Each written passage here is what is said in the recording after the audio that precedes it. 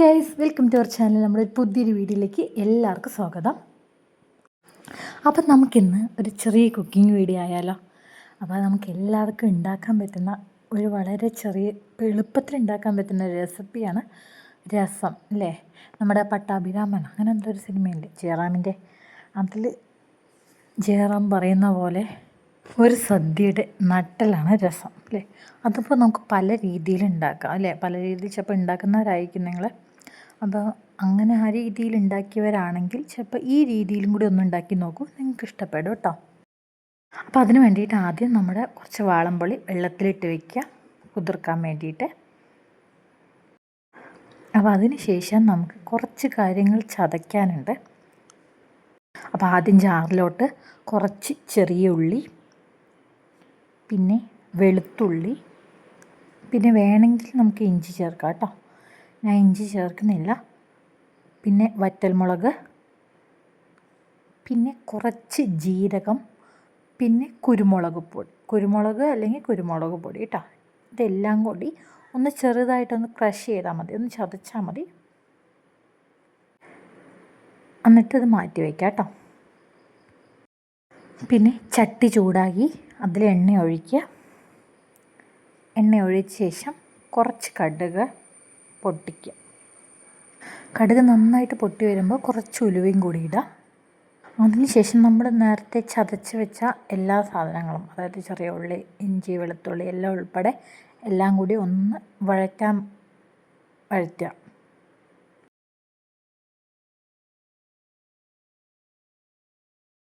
അത് നന്നായിട്ട് വഴന്ന് വരുമ്പോൾ കുറച്ച് കറിവേപ്പിലയും കൂടി ഇടാം.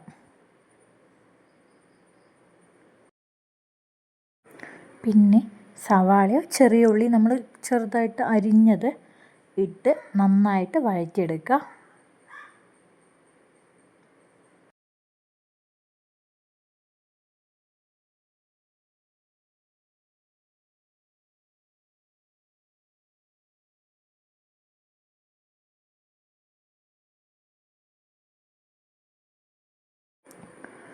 അത് നന്നായിട്ട് വഴന്നു വരുമ്പോൾ നമ്മുടെ അരിഞ്ഞതോ അല്ലെങ്കിൽ അരച്ചതോ ആയ തക്കാളി, ഞാൻ ചോപ്പ് ചെയ്ത് വെച്ചിരിക്കുകയാണ്, ആ തക്കാളി ആഡ് ചെയ്യുക.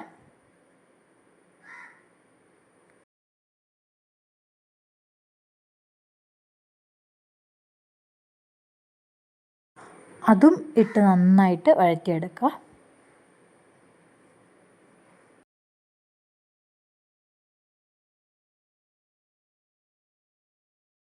അതിനുശേഷം നമ്മുടെ തീന്ന് സ്ലോ ആക്കിയ ശേഷം കുറച്ച് പൊടികളിടണം. അധികം ഞാൻ പൊടികളൊന്നും ഇടുന്നില്ല. ആദ്യം ഒരു 1/2 സ്പൂൺ മഞ്ഞൾപ്പൊടി, പിന്നെ കുറച്ച് മല്ലിപ്പൊടി. ഞാൻ രസപ്പൊടിയൊന്നും ആഡ് ചെയ്യുന്നില്ല, അതിന് പകരമാണ് കേട്ടോ. പിന്നെ കുറച്ച് മുളക് പൊടി. ഇതെല്ലാം ഇട്ട് ഒന്ന് അതിൻ്റെ സ്മെല്ല്, അതായത് പച്ചമണം മാറുന്നത് വരെ ഒന്ന് മാറ്റിയെടുക്കുക. പിന്നെ കുറച്ച് ഉപ്പും കൂടി ഇടുക കേട്ടോ. എന്നിട്ട് അതിൻ്റെ പൊടികളുടെ പച്ചമണം എല്ലാം മാറുന്നത് വരെ ഒന്ന് ഇളക്കി കൊടുക്കുക. ഈ സമയത്ത് നമ്മുടെ തീ ചെറുതായിരിക്കണം കേട്ടോ, സിമ്മായിരിക്കണം, അല്ലെങ്കിൽ പൊടി കരിഞ്ഞു പോകാനുള്ള സാധ്യതയുണ്ട് കേട്ടോ. അതിനുശേഷം നമ്മൾ വെള്ളത്തിൽ കുതിർക്കാൻ വെച്ച നമ്മുടെ പുളി ഉണ്ടല്ലോ, വാളംപുളി, അതും കൂടി ഒഴിക്കുക. അത് പിഴിഞ്ഞെടുത്തിട്ട് അതും കൂടി ഒഴിക്കുക. എന്നിട്ട് നന്നായി ഇളക്കി കൊടുക്കുക കേട്ടോ. ഉപ്പൊക്കെ പാകത്തിനിടണേ. കുറഞ്ഞാലും കുഴപ്പമില്ല, നമുക്ക് കുറച്ച് കഴിഞ്ഞിട്ട് ഇടാം. പക്ഷേ കൂടിക്കഴിഞ്ഞാൽ പിന്നെ ഒന്നിനും ഇടാൻ പറ്റില്ല. പിന്നെ കുറച്ച് വെള്ളം കൂടി ആഡ് ചെയ്യാം കേട്ടോ. നമുക്ക് പുളി മാത്രം പോരാ, കുറച്ച് വെള്ളവും കൂടി, ആവശ്യത്തിനുള്ള വെള്ളവും കൂടി ഒഴിച്ച ശേഷം നന്നായിട്ട് ഇളക്കി കൊടുക്കുക. അത് തിളയ്ക്കാൻ വേണ്ടി വെയിറ്റ് ചെയ്യാം. അപ്പം ഞാൻ രണ്ടാമത് വീണ്ടും കുറച്ചും കൂടി ഉപ്പ് ആഡ് ചെയ്യുന്നുണ്ട് കേട്ടോ. അതായത് കുറച്ച് കുറവായിരുന്നു, അപ്പോൾ ഞാൻ കുറച്ചും കൂടി ആഡ് ചെയ്യുന്നുണ്ട്. അതിനുശേഷം നന്നായിട്ട് തിളയ്ക്കട്ടെ. നന്നായി തിളയ്ക്കേണ്ട, ഒരു ചെറു തിള മതി.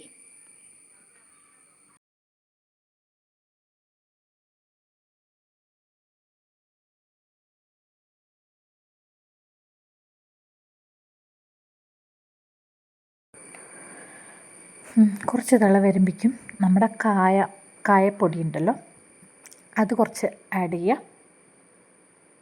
നല്ല മണമായിരിക്കും. പിന്നെ മല്ലിയില ഉണ്ടെങ്കിൽ അത് എന്താ പറയുക, മുറിച്ചിട്ട് ഇടാം. ഇതും കൂടി ഇട്ട് കഴിഞ്ഞാൽ നമ്മുടെ രസം റെഡിയാണ്. നമുക്കിനി അടുത്തൊരു വീഡിയോ ആയിട്ട് വീണ്ടും കാണാം. അതുവരേക്കും ബൈ.